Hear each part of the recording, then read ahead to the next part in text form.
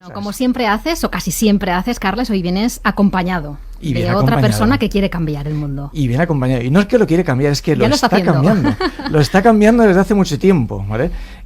Yo voy a dar un poquito de envidia. Venga, ¿vale? Vamos a ver, esta persona ha pasado por Costa Rica, por El Salvador, por Argentina, por Sudáfrica, y siempre trabajando en proyectos de conservación, y proyectos de conservación encima no de bichitos, que está muy interesante, muy interesante, encima de fauna grande, ¿vale? De animales interesantes, ¿vale? Hablamos de elefantes, de leones, de cosas así, ¿quieres decir? Exactamente, más o menos, ¿no? Qué Más o barbaridad. menos, ¿vale?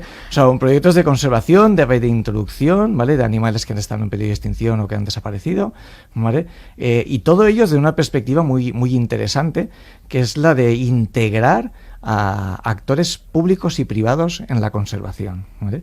Y después de todos estos años, muchos años, que ahora le preguntaremos, dando vueltas por el mundo, trabajando y aprendiendo, viene a aplicar sus conocimientos a la Comunidad Valenciana. Vaya, pues ¿vale? ya tenemos suerte. Y aquí, ¿vale? O sea que, bueno, te lo presento, se llama Ignacio Jiménez. ¿Cómo estás, Ignacio? Hola, muy buenos días. Hola, Ignacio, bienvenido. Nos encanta que estés aquí. Es un placer estar aquí ¿Por qué hemos tenido tanta en la suerte? tierra. ¿Por qué estás en la tierra? Porque soy valenciano, Ah, fundamentalmente. vale. Y al final has tenido que volver, Y ya ¿no? tocaba volver, sí. Vale.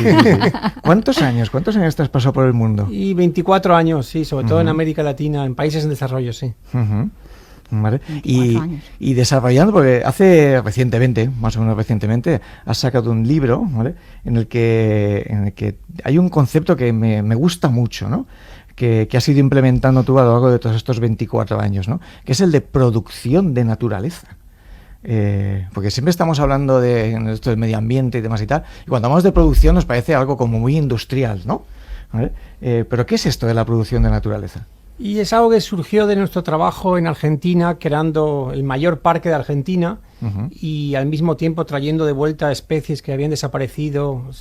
Se llaman los esteros de Iberá, en el noreste de Argentina. Y en el diálogo con la sociedad ahí, porque cuando uno hace conservación lo que hace fundamentalmente es trabajar con gente y en entornos rurales, siempre escuchábamos eso de que, bien, nos interesa eso de la conservación, pero hay que equilibrar la conservación con la producción. Y yo siempre que escuchaba eso sabía ese equilibrio para dónde tiraba y qué lado iba a perder. Cuando te dan esa dicotomía, a elegir entre una cosa y otra, es como elegir entre las personas y los animales. Sí, yo sé qué es lo que la gente va a preferir. O entre la economía y el medio ambiente. También sé para dónde van a tirar los tiros, ¿no? Entonces, de repente, en esa situación nos dimos cuenta, un equipo que estábamos trabajando ahí, de que esa dicotomía era probablemente falsa, que ni siquiera que no es vigente en el siglo XXI.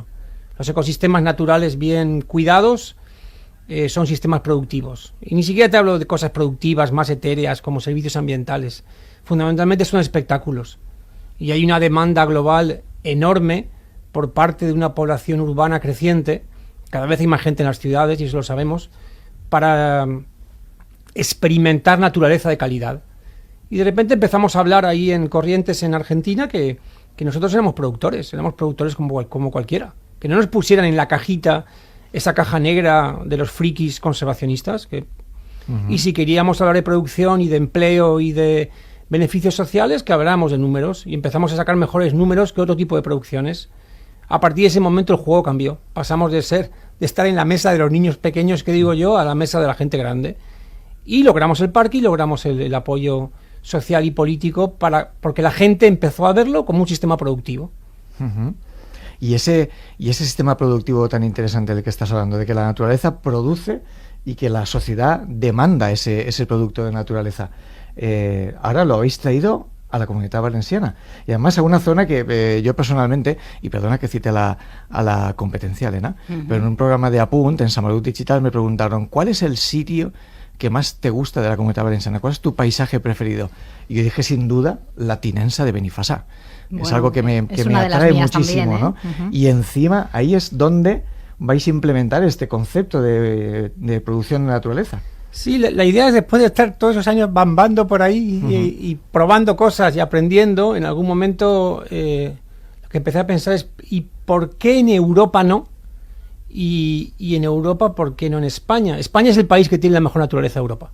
¿Sí? Sí, o sea, de Europa occidental, de calle, y podemos competir en muchas cosas con Rumanía y otros países.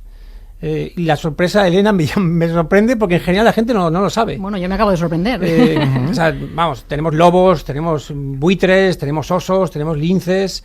Y luego hay otra cosa que tenemos, que es que tenemos mucho espacio. Eso está muy, muy unido al tema de la España vaciada y vacía que tanto se habla. Sí.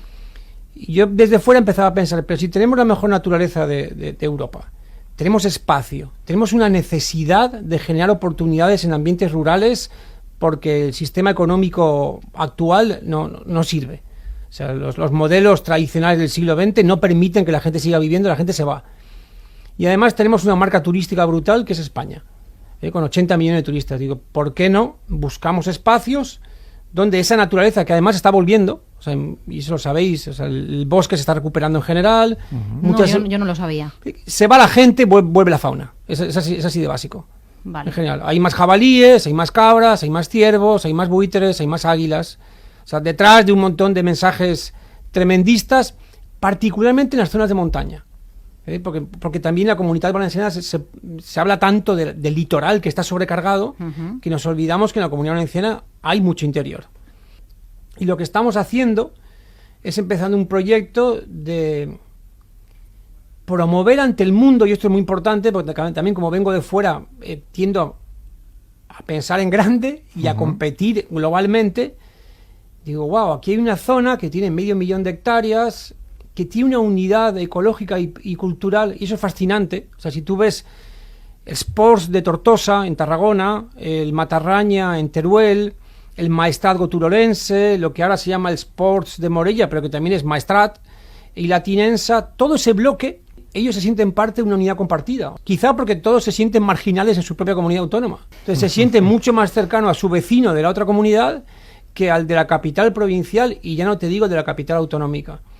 Esa zona, en pocas palabras, si tú combinas naturaleza y la belleza de los pueblos, tienes un destino de naturaleza y cultura que puede competir en primera en el mundo.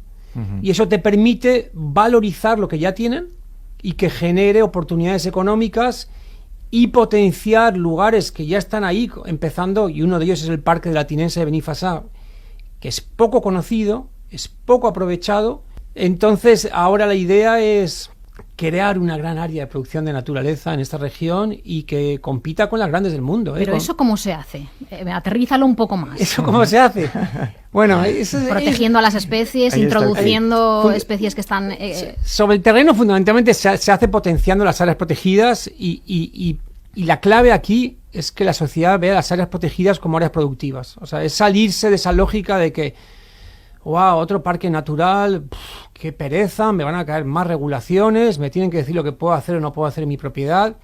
En general las áreas protegidas han sido mal comunicadas y son comunicadas más como costos que como beneficios. Porque como las metemos en el cajoncito este de la conservación, que es esta cosa que nos podemos permitir de vez en cuando conservar, y no lo metemos como lo que son parques. Recordemos que es un parque.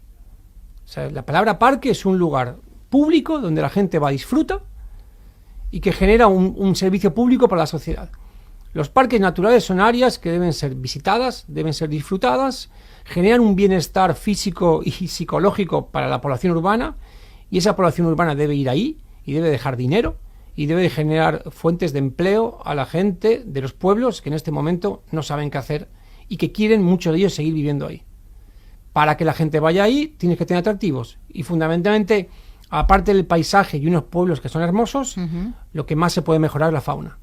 Eso es cuidar lo que ya hay y traer cosas que se perdieron, como de hecho ya está haciendo la Generalitat Valenciana en colaboración con Aragón y con Cataluña, que es traer de vuelta el quebrantahuesos, el crébalos. El crébalos, que es la palabra típica valenciana del norte de Castelló, ¿vale? Ahí lo que se ha hecho desde la Generalitat Valenciana es traer pollos del norte de España, donde existe esta especie, ¿vale? Una especie en peligro de extinción. Es el buitre más grande que tenemos en Europa. Es un bicho enorme y precioso, por cierto. Ya hablaremos un día de que la gente dice que cuando te mira un crébalos, que la mirada del crébalos es ensisadora, com diguem en valencià, y que hoy te acuerdas ya para toda la vida, ¿no? Pues lo que han hecho ha sido traer pollos jóvenes y hacer una técnica que se llama hacking, que es como crianza campestre, ¿vale? Ponerse una jaulita para que se acostumbren a la zona, ¿no? Y los han ido soltando, ¿vale? El proyecto ya lleva varios años y los resultados poco a poco se irán viendo, ¿no? Entonces es una especie que, por ejemplo, el crevalós, para ornitólogos extranjeros es un atractivo maravilloso, de que hay gente que pagaría por venir aquí para verlo, ¿no? Igual que, por ejemplo, el buitre leonado, que es una especie de aquí de la Comunidad Valenciana de España, ¿vale? Hay ingleses que vienen a verlo.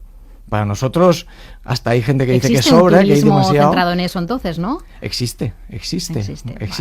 Vale. Pero la historia que iba a comentar, te iba a preguntar, Ignacio, ¿cuáles son esos productos, aparte del ecoturismo del que estamos hablando ahora, ¿no? Pues claro, el ecoturismo que estamos hablando ahora es un ecoturismo de frikis de la ornitología, ¿no? Que van buscando sus pajaritos y demás y tal, ¿no? Pero aparte, podemos crear productos para una población general que no hace falta ni que sea ni especialista ni mucho menos, ¿no? En esto. O sea, un poco por lo que comentábamos, o sea, cada vez hay más gente viviendo en las ciudades. Nos hemos hecho cada vez más urbanitas. Y cada vez hay más evidencia de que esos urbanitas, más allá de que nos vamos al cine o a un concierto de rock o hacemos cosas en nuestras ciudades o vamos a otras ciudades, necesitamos contacto cercano con la naturaleza. Entonces, eso es desde ver un río limpio hasta gente que hace caminatas, o otros hacen el mountain bike, y otros que lo que quieren ver es fauna. Esa naturaleza cada vez vale más. El problema es cuando nosotros en nuestra mente del siglo XX la hemos puesto como algo que está para conservar, y como hemos opuesto mentalmente en nuestra cabeza que conservar y usar es una cosa o la otra, ahí hemos caído en una trampa. Pero nosotros, los que estamos aquí sentados, nos beneficiamos cada fin de semana, o si nos podemos permitir el lujo de una semana larga caminando por la naturaleza, volvemos nuevos. Sí. Es verdad, ¿eh? Y ahí la naturaleza está el escenario, están los ríos, y volvamos al tema del buitre, porque es muy representativo. Yo puedo estar en una montaña del Matarraña en Teruel o en la Tinensa, estoy viendo una vista espectacular. En el momento en que yo veo dos buitres pasando al lado, más o menos a la altura de mis ojos, porque estoy en una zona alta, el escenario cambia completamente. O sea, mi experiencia se hace mucho más rica.